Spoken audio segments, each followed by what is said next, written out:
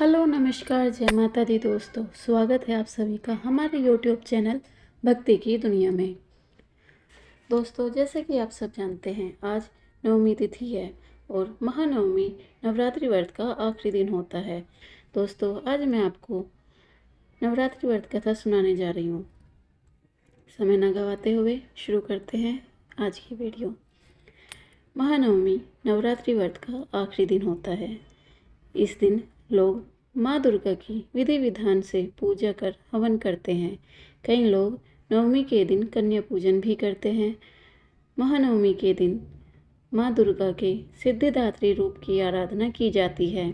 कहते हैं कि इनकी पूजा से मनुष्य को मोक्ष की प्राप्ति होती है। महानवमी के दिन व्रत रखने वालों को नवरात्रि के इस पावन कथा को जरूर सुनना चाहिए।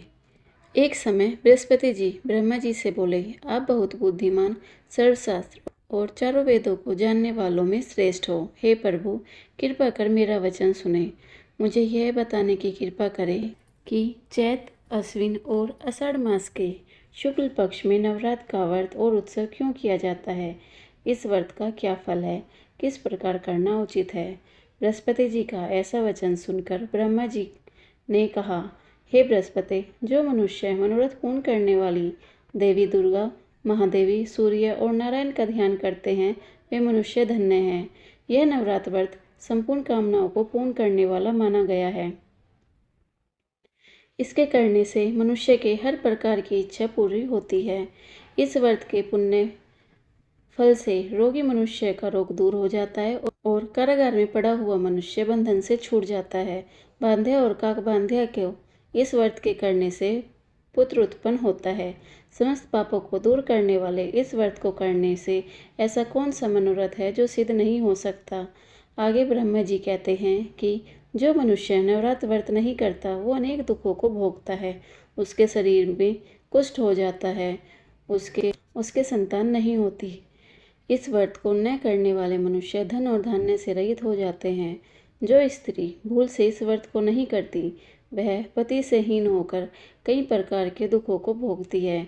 यदि व्रत करने वाला मनुष्य सारा दिन उपवास न कर सके तो एक समय भोजन करके और उस दिन बांधवों सहित नवरात्र व्रत कथा जरूर सुने। ब्रह्मा जी कहते हैं, हे बृहस्पति, जिसने पहले इस व्रत को किया है उसका पवित्र इतिहास मैं तुम्हें सुनाता हूँ। ब्रह्मा जी बोले, पीठत नाम के मनोहर नगर में एक अनाथ नाम का ब्राह्मण रहता था। वह माँ भगवती का भक्त था। उसके संपूर्ण सद्गुणों से युक्त मानो ब्रह्मा के नाम की वाली सुमति नाम की एक अत्यंत सुंदर पुत्री उत्पन्न हुई। उसका पिता प्रतिदिन दुर्गा की पूजा और होम करता था। उस समय वह भी नियम से वहाँ उपस्थित होती थी। एक दिन वह सुमति अपनी सखियों के साथ खेलने लग गई और भगवती पूजन में उपस्थित नहीं हुई। उसके पिता को पुत्री की ऐसी असावधानी देख क्रोध आया और पुत्री से कहने लगा, हे दुष्ट पुत्री, आज प्रभात में तुमने भगवती का पूजन नहीं किया है। इस कारण मैं किसी कुष्ठी और दरिद्री मनुष्य के साथ तेरा विवाह करूँगा। पिता के ऐसे वचन सुनकर सुमति को बड़ा दुख हुआ और वह पिता से कहने लगी, हे पिताजी, मैं आपकी कन्या हूँ। मैं सब तरह आपके अधीन हूँ, इसलिए आपकी जैसी इच्छा हो वैसा ही करो। राजा से, दरिद्र से या कुष्ठी अथवा जैसी तुम्हारी इच्छा हो मेरा विवाह कर सकते हो, पर मेरे भाग्य पर पूर्ण विश्वास है। होगा तो वही जो मेरे भाग्य में लिखा है। अपनी कन्या के ऐसे वचन सुनकर उस ब्राह्मण को अधिक क्रोध आया।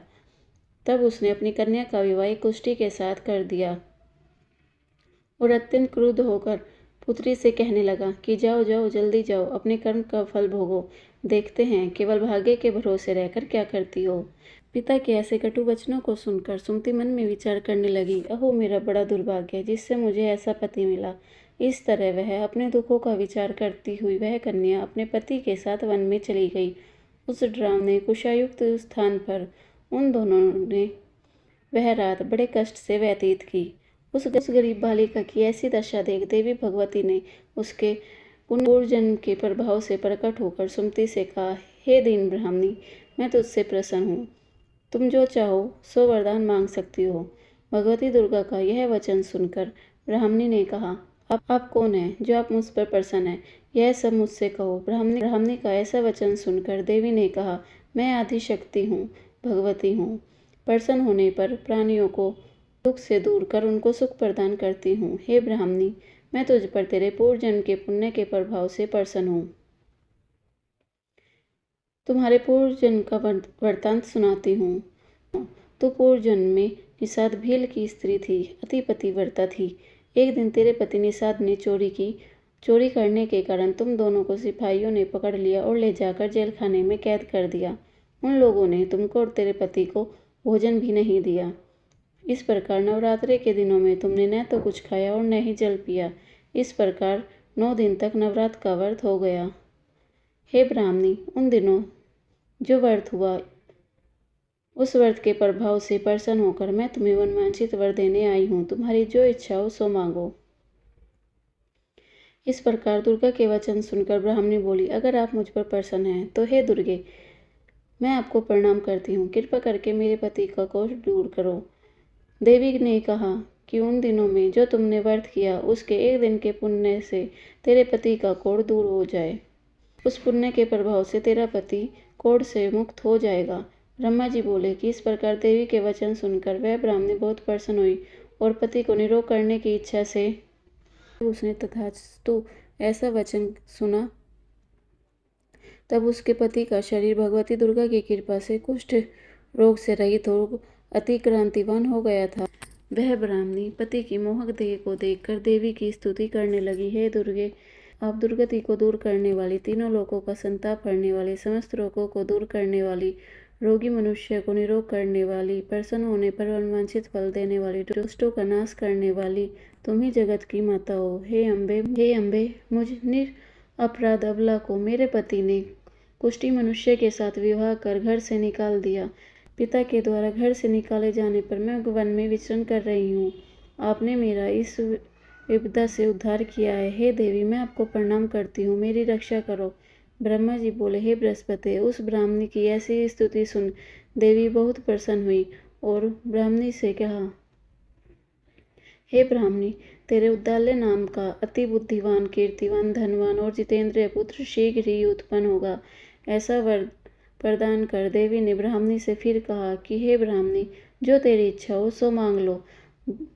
भगवती दुर्गा का ऐसा वचन सुनकर सुमति ने कहा, हे भगवती दुर्गे, अगर आप मुझ पर प्रसन्न हैं तो कृपा कर मुझे नवरात्र व्रत विधि बताइए और इसके फल को विस्तार से कहिए।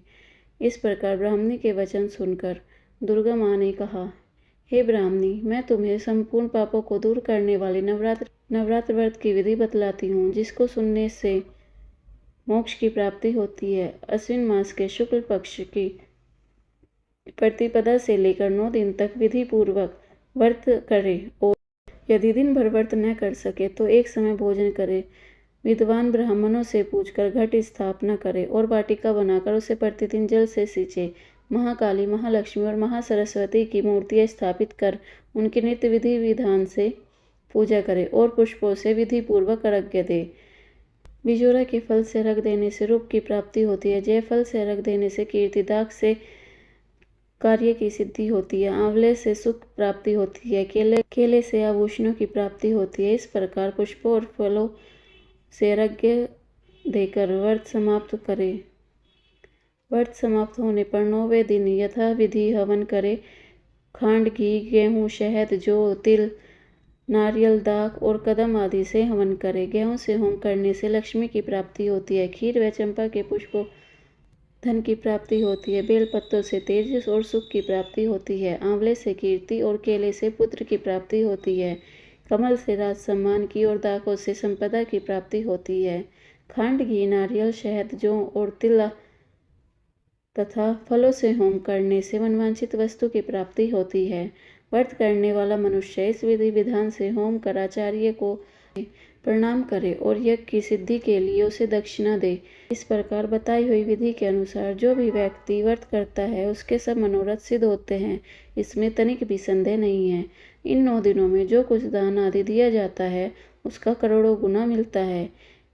इस नवरात्र व्रत करने से अश्वमेघ यज्ञ का फल मिलता है। हे ब्राह्मणी, इस संपूर्ण कामनाओं को पूर्ण करने वाले उत्तम व्रत को तीर्थ, मंदिर अथवा घर पर ही विधि के अनुसार करें। ब्रह्मा जी बोले, हे बृहस्पति, इस प्रकार ब्राह्मणी को व्रत की विधि और फल बताकर देवी अंतर्ध्यान हो गई। जो मनुष्य या स्त्री इस व्रत को भक्तिपूर्वक करता है वह इस लोक में सुख प्राप्त कर अत्यंत दुर्लभ मोक्ष को प्राप्त होता है। हे बृहस्पति, यह इस दुर्लभ व्रत का महात्म्य है जो मैंने तुम्हें बतलाया है। यह सुनकर बृहस्पति जी आनंद से प्रफुल्लित हो ब्रह्मा जी से कहने लगे कि हे ब्रह्मा जी, आपने मुझ पर अति कृपा की जो मुझे इस नवरात्र व्रत का महात्म्य सुनाया है। ब्रह्मा जी बोले कि हे बृहस्पति, यह देवी भगवती शक्ति संपूर्ण लोकों का पालन करने वाली है। इस देवी के प्रभाव को कौन जान सकता है। बोलो जय माँ भगवती।